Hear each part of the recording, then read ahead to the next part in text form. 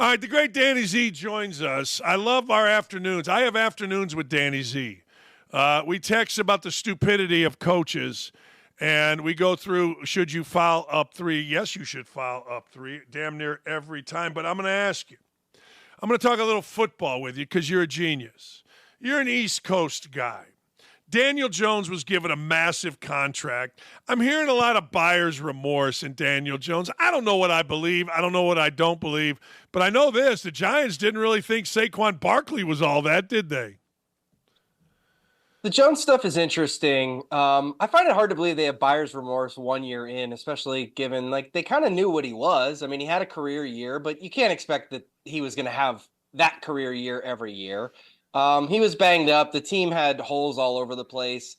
Look, man, you got to pay quarterbacks. It's a reality of the NFL. We're seeing it across the board. I mean, Kirk Cousins just got paid again. I love Kirk. Trust me, I bet the Giants wish they had Kirk Cousins instead of Daniel Jones. I promise you that. But you got to pay these guys. And the salary cap went up. The Barkley stuff is interesting. I'm actually shocked that Philadelphia signed Barkley. It made no sense to me. Of all the things that Philadelphia could use to help with that 1-5 finish where they just basically limped their way out of the NFL season last year, I didn't identify running back as that need. The running game was fine. DeAndre Swift played well. Plus, a guy like Saquon Barkley, the big advantage of having a player like that is he's a great receiver. But teams that have running quarterbacks don't really need receiving running backs because the quarterback just runs. That's why every year in New England for all those years, the Patriots had guys like Danny Woodhead because Tom Brady's a statue. And when he gets in trouble, he's got to have someone to dump it off to. But a guy like Jalen Hurts is just going to take off. So you're spending a bunch of money on a guy that I don't really think they need all that badly. I think that money could have been way better spent. If they were doing it just to screw the Giants, I guess points there, but didn't make a lot of sense to me. I did not know this until right before the draft, but Anthony Richardson has never, including high school, never made it through a regular season. He actually got hurt dancing in a hotel the night before a game at Florida against Samford. He did not make it through one single game last year. He played in 4, got hurt in every Colts game, and then in game 4 got a shoulder injury. So the Colts went out and signed a backup. That backup was Joe Flacco. If you're a Colts fan, now wait for this, and you're not, the common thing among lazy people is, well, we're going to need him to win 1, 2, or 3 games during the year. No bullshit. History says you're going to need him to finish the season like he did in Cleveland. Are you cool with Joe Flacco going from game 10 and making a run in the playoffs and winning the division, which is what the Colts at some point in Chris Ballard's existence have to do? I guess it depends what your expectations are. I mean, you're not going to win a Super Bowl with I Joe just Flacco told as your you. Quarterback. No, I told you. You got to get, not the Super. If Richardson has them at 8-2, can Flacco, keep the ship going straight? Can he steer it straight? That's the question. Win it? Yes. Probably. I mean, I know. I don't know.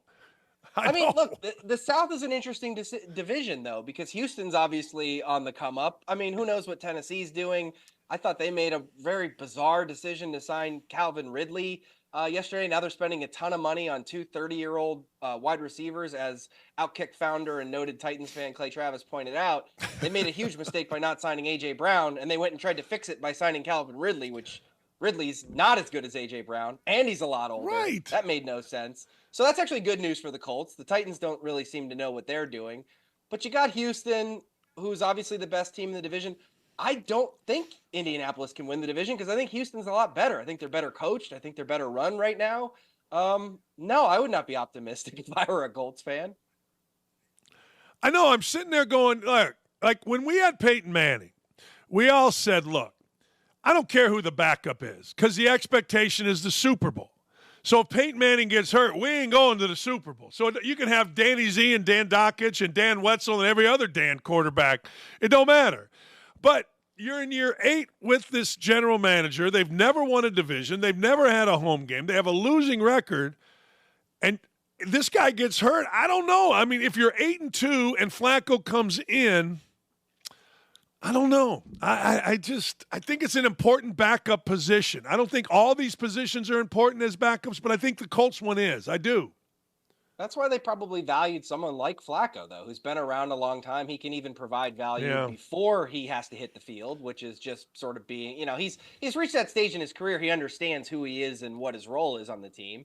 It could probably help Richardson, although I don't think he understands Richardson all that well because, a big part of Flacco's game has never been running the football like Richardson is. But hey, maybe he can help shed some light on how not to get hurt. I mean, the guy's 43 years old. He's still playing in the NFL, so he's got some insight on how not to get hurt.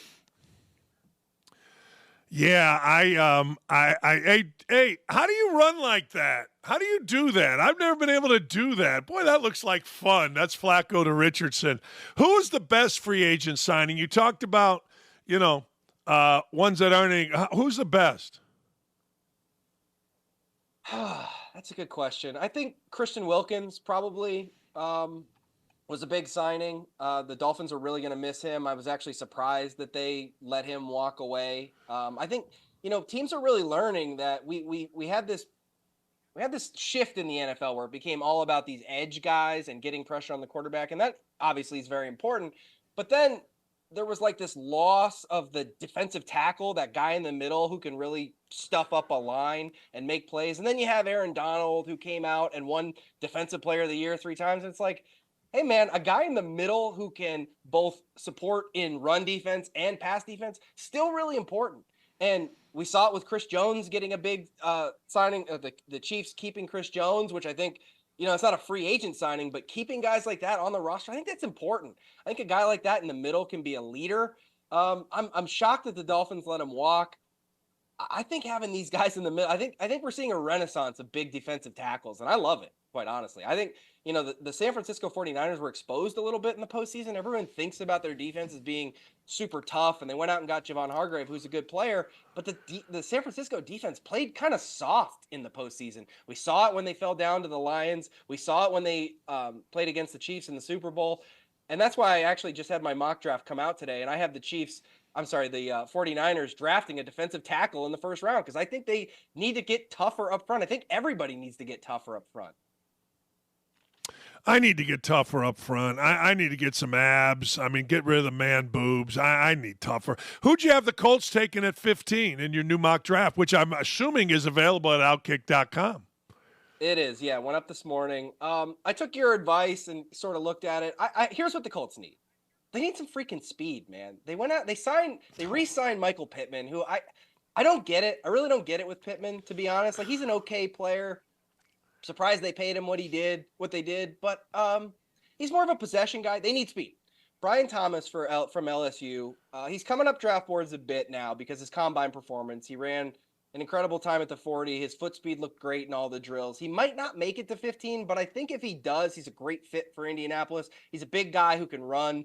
I think that's what they need more than anything. Boy, you're preaching to the choir. Honest to God, it drives me nuts that the Colts are the one team in the NFL that does not apparently value speed. I mean, my God, Except all you got to do. Yeah, the quarterback's fastest guy in the team. Yeah, he is. That ain't good. Taylor's a good running back, but he doesn't something when he got hurt, it just doesn't look like he has that burst anymore. I don't know. That's what I observed last year. And then of course Pittman's not fast. He is. Yeah, Pittman's slow. He'll catch a ball. Pierce has been he's caught a couple deep balls, but that's it, just a couple on a 2-year deal. Are we going to see Aaron Rodgers play football next year? Yeah, I think so.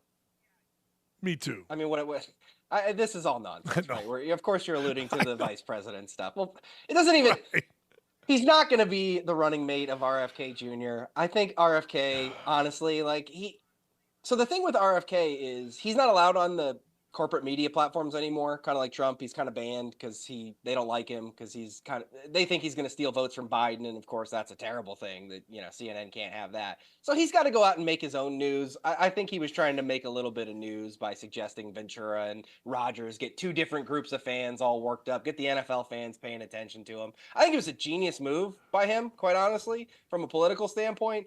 But do I think Aaron Rodgers is going to quit football and go be a politician? No, I don't think Rodgers is ready for that, man. He thinks the media is unfair to him as an athlete. I mean, CNN already did a hit piece about him. It's been 24. He's been a politician for 24 hours. CNN already has private conversations and texts about Rodgers, and they're exposing that he thinks like Rodgers ain't ready for that smoke, man. I really don't think so. I don't either. And you know what, though? What's interesting, if I were Rodgers, I would say, what is this? No. I mean, if I wasn't going to do it, why? I mean, maybe he's in a hut somewhere, smoking ganja and doing, spleef and getting it done with some hallucinogens. But he has not come out and said, no, I'm not, this is nonsense. It's kind of fascinating. It's been a few days now. There's already been a hit piece. Why hasn't he come out? Is he waiting for our show? Well, he loves attention, Dan. I mean, come on. Yeah. One thing we know about him is he loves attention. He didn't hate this. I can tell you that. Like, he might try to pretend like, oh, the attention. Like, he loves the attention. Don't you think, though? Well, I mean, he's got some bad attention. Like, I'm looking at these guys say, well, he'll never be able to quarterback in New York again because of these private conversations. And I'm thinking to myself, what? What are you talking about? Come on. I think he's going to be the starting quarterback. I think he'll have an okay year, but the Jets didn't do anything in free agency at this point. That's what I see. Yeah, they need to protect him, which, again, sorry to keep pumping up my mock draft, but hey, look, I spent 8 hours on it. I'm going to talk about it because I want people to go read it. Go to outkick.com, read my mock draft. But they need to get an offensive line. Like, they need offensive linemen. They got to protect their 40-year-old quarterback who's coming off a major foot injury. And they didn't really they did make a trade for the Ravens offensive tackle, Morgan Moses, which is a help, but they really need to go completely rebuild their offensive line. If I'm the Jets brass, I'm not thrilled that Rodgers is in the news for this. But then again, you kind of knew what you were getting when you traded for Aaron Rodgers. It's part of the deal. He's going to bring the attention with him. There's a certain segment of the media that doesn't like Aaron Rodgers. Now they have a new reason to not like Aaron Rodgers. That was kind of always part of the deal. But at the end of the day, man, it's March. Like, none of this stuff really matters that much until we get to September. That's exactly right. And, I have a thing that I'm going to be positive on the Colts until their first game. That's my new thing. So, yeah, it's March. I mean, like your team just a little bit. Hey, big boy, this is like the best day of college hoops of the year. There's 8 million games, and I always look at it and go, if I can't find a winner in this, I suck. That's how I'm looking at it. I got a money line parlay, BYU to win over Texas Tech, which I don't love. And I love Michigan State. I think Michigan State's going to play well today. That's my two-teamer.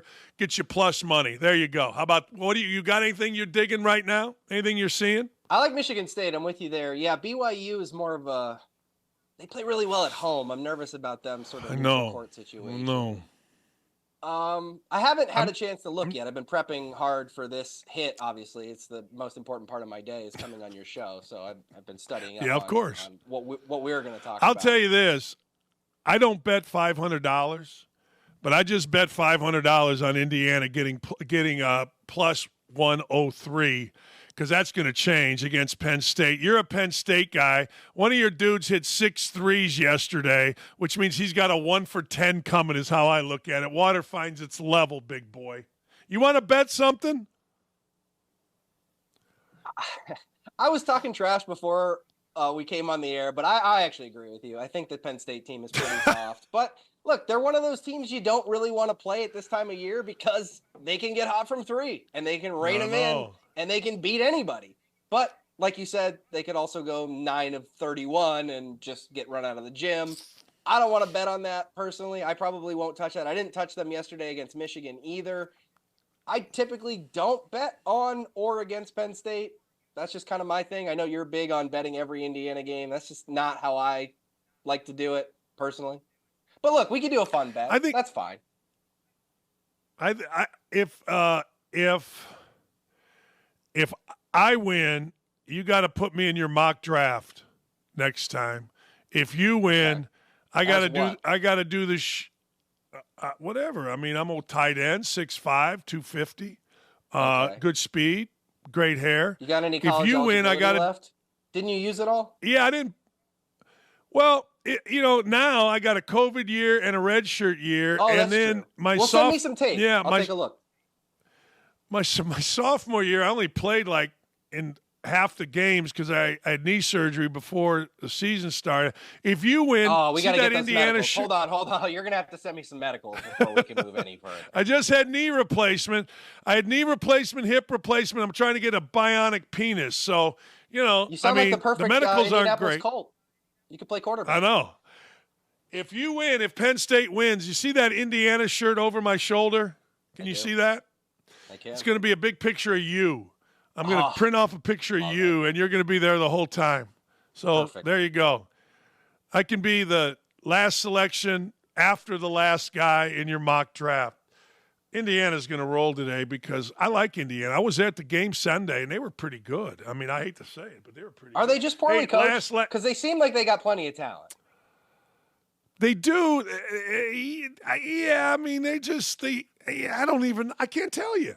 They in the game that I watched, they were pretty well coached because they lost their point guard and they just kept throwing it inside, and Michigan State couldn't do anything, and they didn't stop doing it. I think the whole thing is weird. I don't know. I honestly don't know. I don't know. I know they're not well coached, but I'm not, Hey, last thing before I let you go. Follow-up 3, yes or no? So, yes, 100%. However, I can never remember which game I'm watching because I watched so many freaking college basketball games, but I did see it backfire. I did see the make the front end, miss the second, get the rebound, and score. But that's got to be less. That's percentage-wise, that has to be less than hitting a 3, which is, 30%? I mean, depending on, of course, what kind of look you get. My question to you, though, as a college basketball coach, isn't what you do when you're up 3. It's what you do when you're down 3. Watching a game yesterday, I saw a team, they were down 3 with 38 seconds left, and they didn't have the ball. So the other team has the ball, 8-second difference, shot clock, game clock. They elect to play defense, let the entire shot clock run out under 10 seconds. Offense takes a shot, they get an offensive rebound, now the game's over. My thing is, they had 16 fouls at that point. You've got 3 1-and-1 fouls left. So as a coach, wouldn't you want to extend that game, force these teams to go to the line, especially in a 1-and-1 where they could miss the front end, get an empty possession, and burn almost no time off the clock? That's where it's the down 3, down 4 when teams elect to play defense in the final minute that I'm like, no, send them to the line. Make these kids make the clutchest free throws. These are 18, 19, 20-year-old kids in conference tournaments having to make these free throws. I'm making them do it, man, every time.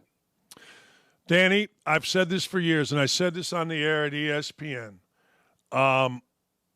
2 things that are mismanaged. There's a bunch, but 2 things that are really mismanaged. One is what you just said. If I have 3 times for a 1-and-1, 7, 8, and 9 fouls, I want that late, and I'm fouling. The other thing is this. You'll see this all the time. Back in 1992, a long time ago, Damon Bailey, we were playing a hell of a game in the NCAA tournament against Xavier. Shot went in under a minute. Shot went in like under 15 seconds. Damon Bailey let the ball bounce. At that time, the clock didn't stop. You follow me? By the time Bailey entered the ball, the game was over. Entered it, game over. They changed the rule in 92. Under a minute, clock stops. 15 seconds come off the clock from made basket? Maybe there was 8. There was a lot. That's still a lot. You see what I'm saying? Right. And that's why they changed the rule. That's why they changed it that year to under a minute, clock stop. It's a Damon Bailey rule. Here's where coaches screw this up. They don't call – you're down 7. Minute 20 to go. You get a bucket. I saw this 3 times in the last 2 days. The team that is winning, you cut it to 5, stands there, ball's bouncing. I saw yesterday 6 seconds went off the clock. Coaches call timeout under a minute. No, you call timeout over a minute, and you organize under a minute. And those 2 things, including what you just said, are so mismanaged, it's ridiculous. If I got a 1-and-1 and I got a college kid and I got 40 seconds, 45, whatever, on a 30-second shot clock, I'm fouling. Go make 2. You make 1, we go get a bucket. Now we've cut it. Maybe, absolutely, 100%. But those 2 things drive me nuts. You'll see it today. Under a minute. Bucket scores. Coach calls timeout real quick. And they don't sub. Now, if you're calling timeout to sub, that's different. But you'll see coaches not sub like they think they're stopping the clock. Like, what are you doing? I'm telling you, it's mismanaged. Good point. That was a great point by you. I hadn't really thought about that. But we talk about it in the NFL with, using the timeouts around and how to use timeouts. And I think NFL coaches do it wrong all the time, where they don't save the maximum amount of time by using their timeouts. I hadn't thought about what you were talking about. And that's actually a really interesting point. And yeah, if I were up 5 after a bucket, I'm not inbounding that. I got no hurry to inbound that basketball. Why would you? No. Right. And, it's up to the official. You have no obligation to get the ball. It's up to the official to get you the ball. And sometimes if the ball is next to you, and this happened 3 times, and the official will start the clock, start the count because it's right here and you're just not picking it up. But most times the ball goes out of bounds, and some coaches will teach this. Under 2 minutes or whatever, you see the ball go in. If you can think of it, go line up opposite the ball. No, don't touch the ball. Let it bounce over there and go. Don't touch it. Let the clock run and go over here opposite the ball to inbounds the ball. Make the official go get the ball. Oh, I'm sorry. I was thinking you. If you're the team that just made the bucket and you're down, one of your players should go grab the ball and give it to the official. Because the official has to give it to the – that should be part of the coaching. It is. We score a bucket with more than a minute to go. Grab that ball, give it to the official, and now the 5-second clock starts. I used to use Marvin Harrison whenever he got it always gave the ball to the official. You watch an NFL team that's trying to run a 2-minute drill down 7. They always give them, and I always say, we're down. Get that ball right to the official, the point guard or whoever who's going to be gone. Get it, and let's get that. That will save you. Shoot, that'll save you 10 seconds over the course of a last 2-3 minutes of a game. It just will. It will. Good talk, Danny Z. Text me today. Let me know your thoughts when we're supposed to live bet and whatever we're supposed to live bet, because I'm in, man. I'm in all day today. You kidding me? Ha! Man, that Cincinnati L, though, man. How does West Virginia not foul with their season ending down 5 with 10 seconds left? God, they went. It's super annoying. One of the guys, I think it was Jesse Edwards, he kind of went to foul because I had him 5.5. He went, and then he didn't. I know. These college kids, man, they make betting on college basketball is the most fun thing and the most frustrating thing you'll ever do in your life. True story. I asked a friend of mine why one of his players, this is in a major conference, like it was Big Ten, why his player was in a shooting slump, what's going on with him. You know what he told me? This is betting. Found out he had herpes. He's a mess. And you're betting on that, right? And that's college coaching, man. I'm telling you, there's always something. There's always something stupid with every team you see in college basketball that nobody knows about. It's unbelievable. Enjoy Peace out, brother. See you, brother.